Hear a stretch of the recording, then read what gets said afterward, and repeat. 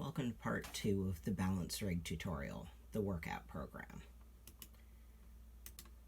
It's important to note that I've seen a lot of people, trainers included, not going through all the steps and not warming up.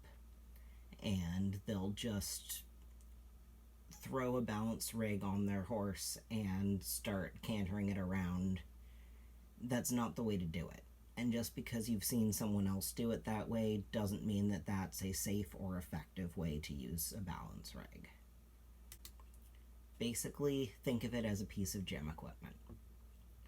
You're not going to walk into the gym off the street and copy the, really ripped dude on his routine. You're going to get hurt that way. You need to work up to it, and you need to still warm up and cool down, even once you have worked up to that. So just a quick refresher from part 1.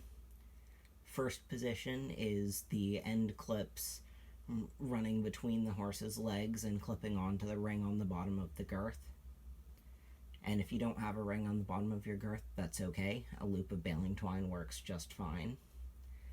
Second position is the end clips coming back and clipping onto the same ring on your surcingle that you ran the rope through in the first place. Basically like a normal set of side reins, except that because you're using a rig, you've got feedback with the breeching strap.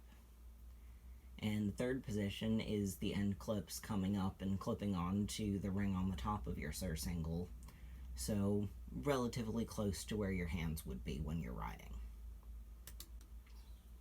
And here's just a quick comparison of the same horse walking in first versus third position.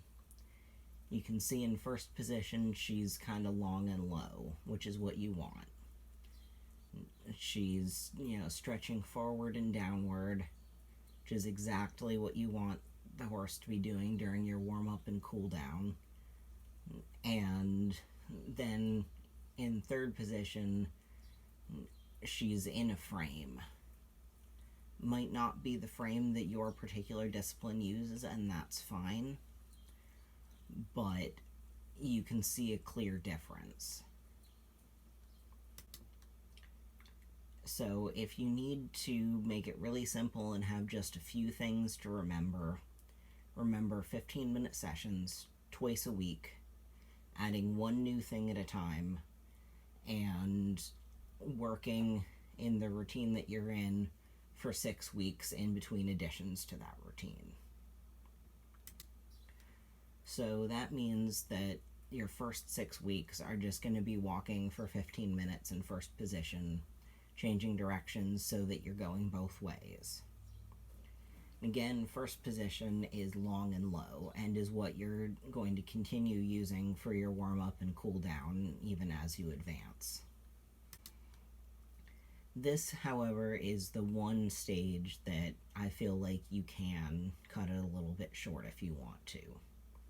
So if you're already working long and low under saddle, and I mean actually asking your horse to go long and low, not just, trail riding on a loose rein, then once your horse is comfortable working in the rig and not fighting it and kind of understands what you're asking of them, then you can advance a little faster out of this first stage if you're already doing long and low work. So then your next stage is going to add either trotting in first position, so going up a gate, or walking in second position, going up a position. One or the other. You should only add one new thing at a time again. And it is perfectly fine to do every position at the walk, and then every position at the trot, and then every position at the canter. It's also fine to do every gate in first position, and then every gate in second position, and then every gate in third position. It's fine to kind of mix and match and add,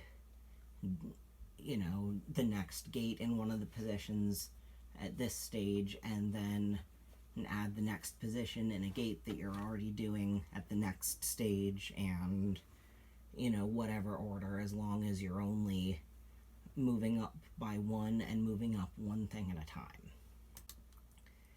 It's fine to only ever use first position if that suits your needs. It's fine to only ever advance to second or third position if that suits your needs. But you should not trot in a position you haven't introduced at the walk yet, canter in a position you haven't introduced at the trot yet, go up a position in multiple gaits at the same time. Again, one adjustment at a time. And you should definitely not stop warming up as you get to more advanced things. Your warm-up is important. That is always going to be part of your routine. So here's just an example program that you might use. So as you can see, it gets more complex as time goes on, as it should.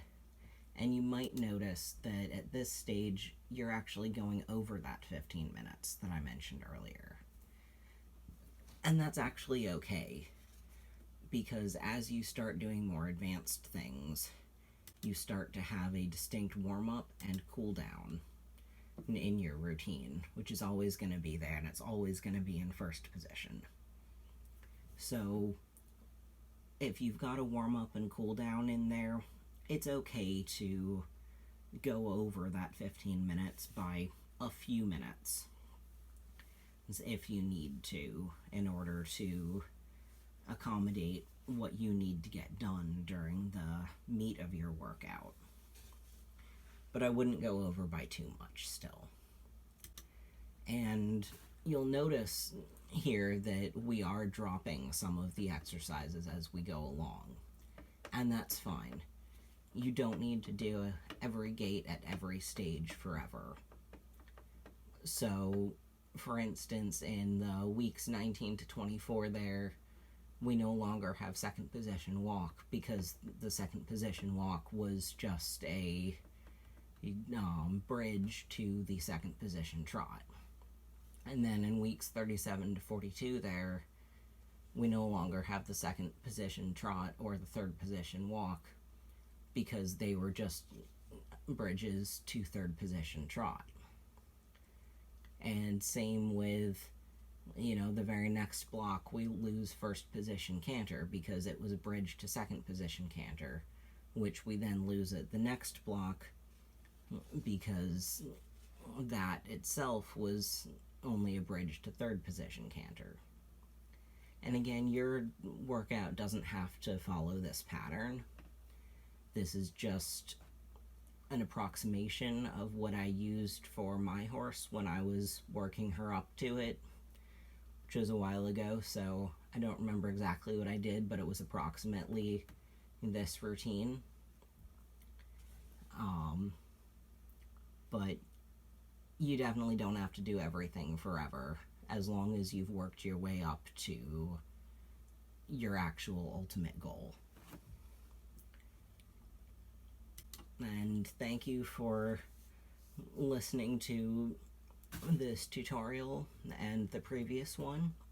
If you found your way here on your own, check us out on Etsy, Facebook, or Instagram. If you want to get a balance rig from us, or if you've already got one, come back and get some cute tack to go with it. Thanks for listening.